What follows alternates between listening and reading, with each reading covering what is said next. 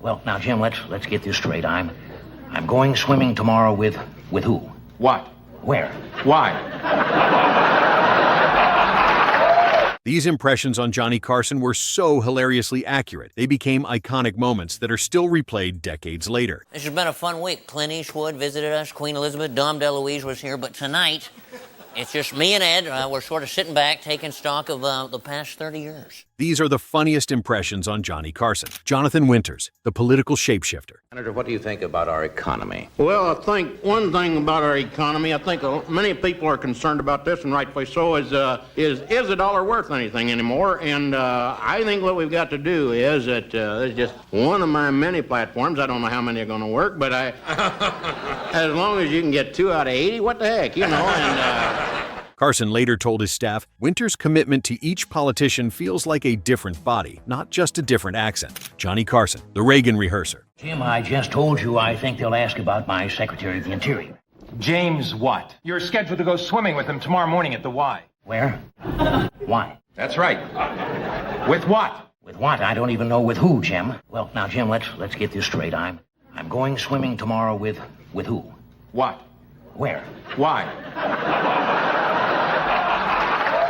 Jim, Johnny impersonates Reagan rehearsing for a press conference so accurately it prompted Reagan himself to appear on the show a few months later. How do you balance the budget? Well, balancing the budget is like protecting You don't your spend more than you take in, right? No, it's like protecting your virtue. You have to learn to say no.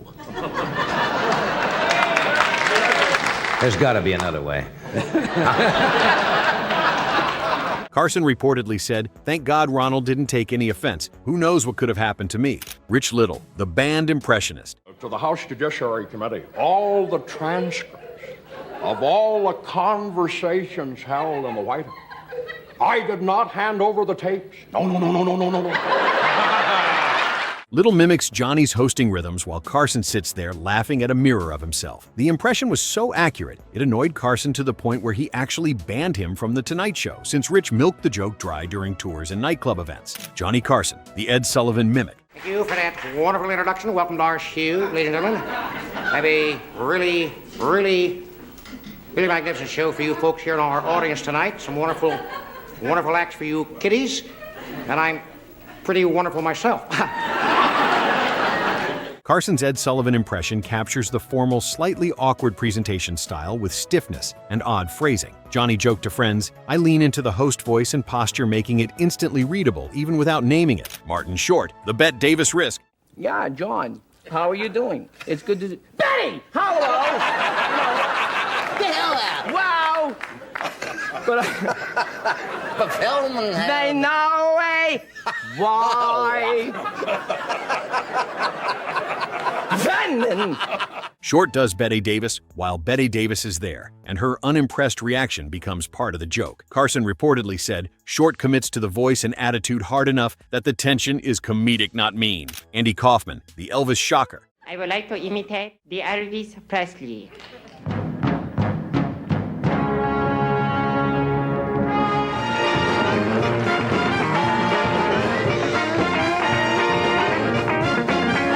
Kaufman drops a genuinely convincing Elvis voice and posture, not a wink-wink parody shocking the room. Johnny told his staff, Andy commits so seriously with face timing and stage presence, it shifts from comedy bit to, how is this so accurate? Jim Carrey, the Kevin Bacon tornado. I have a really mean Kevin Bacon impression, but I can't. I don't know if we should do that or not. Okay, here we go. This may take a while.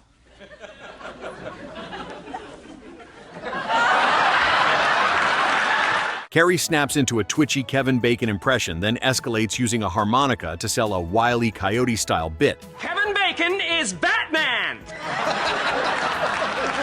Cool. That was cool, I know. That's cool. He flips from intense actor energy to cartoon sound effects so fast, Carson starts cracking up, because the routine keeps topping itself instead of landing once. Dana Carvey impersonates Carson. This has been a fun week. Clint Eastwood visited us, Queen Elizabeth, Dom DeLuise was here, but tonight, it's just me and Ed. We're sort of sitting back, taking stock of the past 30 years. No, I call back and disguise my voice. You ever do that? Do you know when the train leaves to Reagan, Connecticut? Johnny clearly seems to enjoy it, because Carvey isn't just doing a voice, he's doing his whole persona. But in reality, this would turn into a situation similar to what happened to Rich Little. After the impersonation was well received on The Tonight Show, Dana started doing it all over on SNL, which annoyed Carson to the point where he never invited him back, confirmed by Dana himself on his podcast. Was he okay with you doing him? In the beginning, once he went cold, that was it. I was just blacklisted. Oh, and he did that to you? Mm-hmm. Well, I just didn't get invited back, but I didn't blame him. My thing was always really loving embodying. It was the only time I was, as a performer, didn't care if I got a laugh, because internally I was laughing so hard. Tommy Smothers, the Johnny Hijacker. It was so cold. Smothers walks out dressed like Johnny pulling a yo-yo out of his sock, doing tricks like it's normal. Second thoughts, but if you can mention to Jay that on Tuesdays, I'm available. Ready to come in. Johnny told producers, Tommy commits to the voice and hosting cadence so hard it feels like the show got hijacked by me. Kevin Pollack, the triple threat. I kept thinking, where's William Shatner? You know, whale in trouble. You bring in Bill Shatner. Humphrey, listen to me. Time and space. You're taking up valuable time and space. Pollack snaps from Woody Allen's nervous, breathy delivery to Shatner's dramatic pauses, then into Columbo's rumpled detective vibe. He changes rhythm as much as voice, so each character feels like a different tempo. Would you like to go fishing? Actually, without sounding a bit didactic, I think it's extremely important we analyze this little request of you. First of all, I don't like fishing, because you have to pack, and I'm not a real skilled packer. I think I put that in my resume. You might want to check that. And I don't like fish, I don't like any actual form of life where they can be enticed by a worm, with the possible exception of my Aunt Bessie, who married Uncle Bernie, of course, a man with many worm-like qualities.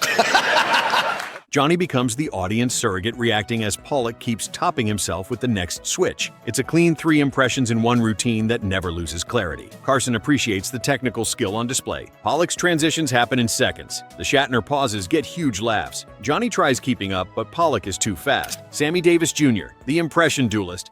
Now, I want to see you do it. Well, we did it that night. No, I don't mean with Shecky and I here. Please do Bogart for me, please.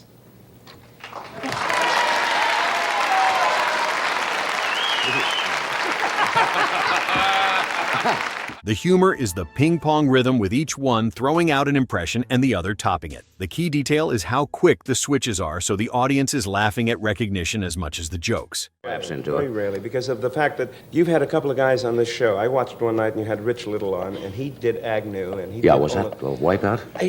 And suddenly, you feel kind of stupid when this man who does 90 voices and does them accurately, or George Kirby, who's fantastic, and you're still going, wait a minute, you dirty rats. Yeah. Johnny's reactions keep it loose, like two entertainers trying to make each other break. It feels less like an interview and more like a friendly duel. Sammy's range surprises even Carson. Johnny matches his energy, creating magic. The segment escalates beyond planned bits. Carson later called it one of his favorite moments. Rich Little, the rapid-fire carousel. I tried to run the Tonight Show properly, but they fought me at every turn. If Johnny wants to run around doing lousy impressions of me, take Doc's outfit. Defective equipment, no more, no less. Little runs a rapid-fire carousel of famous voices, turning the couch into a one-man variety show.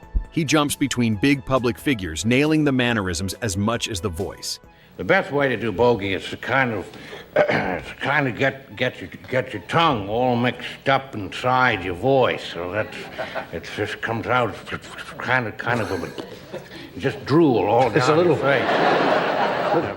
The humor is watching Johnny try to keep up while Little keeps stacking impressions back to back without letting the energy drop. It's pure impressionist masterclass, with Johnny reacting in real time. Little's speed is overwhelming. Carson becomes audience member, not host. The variety proves Little's incredible range. Johnny later admitted he couldn't match this talent. Peter Falk and Johnny Carson, the Columbo Challenge. No, a musical conductor kills his mistress, and you see, the first show was 2 hours. All the others are an hour and a half. I think the first show was the best show we ever did. I really did. Is that what you asked me? I'm sorry. Johnny tries to do Columbo in front of Columbo with Falk right there reacting, making every attempt feel riskier and more personal. The specific detail is the Columbo-style cadence with meandering casual delivery, then circling back while Johnny tests the voice and mannerisms. Was there Maybe true. Was there a gun? Do you keep a gun around the house at all? I mean, it probably isn't important. I'll talk to you about it later. It's probably not important. You killed me in that show. You're so good in that show, really. I wanted to ask you, John, are you going to hang around or is there someplace you want to go?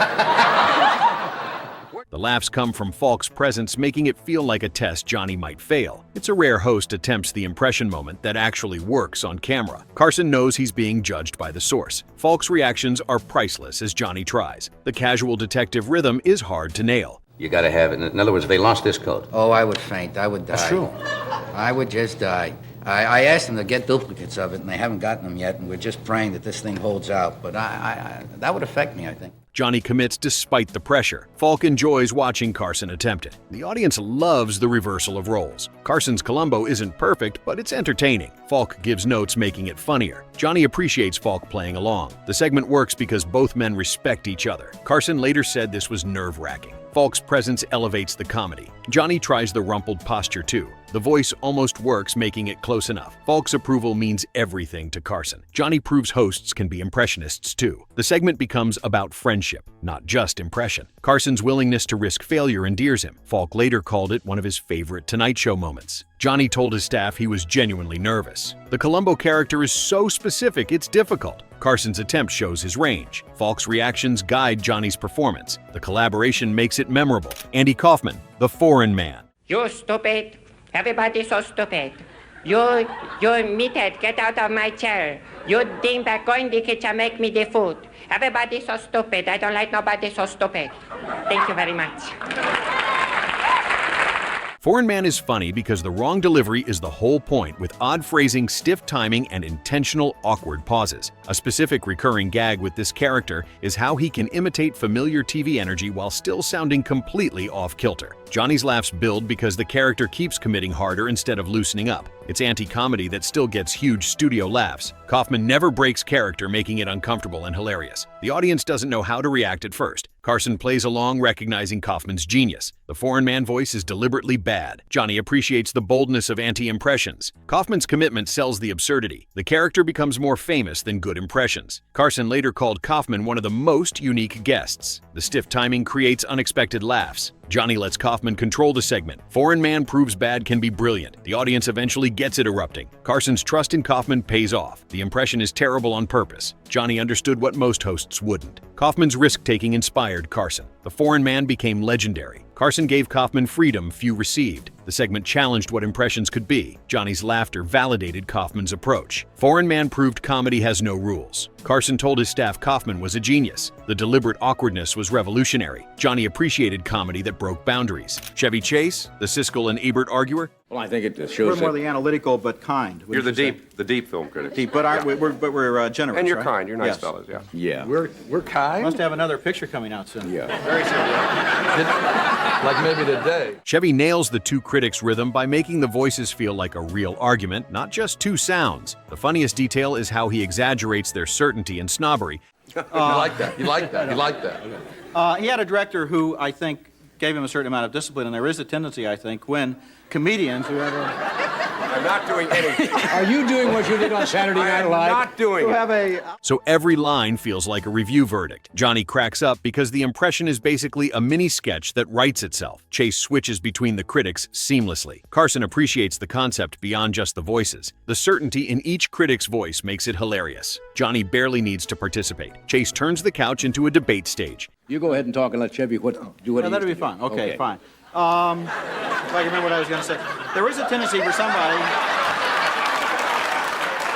The impression captures their dynamic perfectly. Carson later said Chase made it look effortless. The snobbery exaggeration is the key. Johnny enjoys watching Chase perform. The argument rhythm keeps building. Chase commits to both characters equally. Carson's laughter encourages more. The impression works because it's a relationship. Johnny told his producers Chase was brilliant. The voices are distinct enough to follow. Carson becomes audience watching the debate. Chase proves impressions can be sketches. The critics' confidence makes them funny targets. Johnny appreciates the writing as much as the voices. Chase's timing between switches is perfect. Carson later referenced this impression. The segment became one of Chase's best. Johnny gave Chase complete control. The The impression showed Chase's range. Carson respected the craft behind it. Chase left having delivered comedy gold. There's a reason these impressions became some of the most famous clips in Tonight Show history. Johnny and the guests played along with it and made the moments pure and authentic comedy. Which impression do you think was the most spot on? Let us know in the comments, and don't forget to subscribe for more.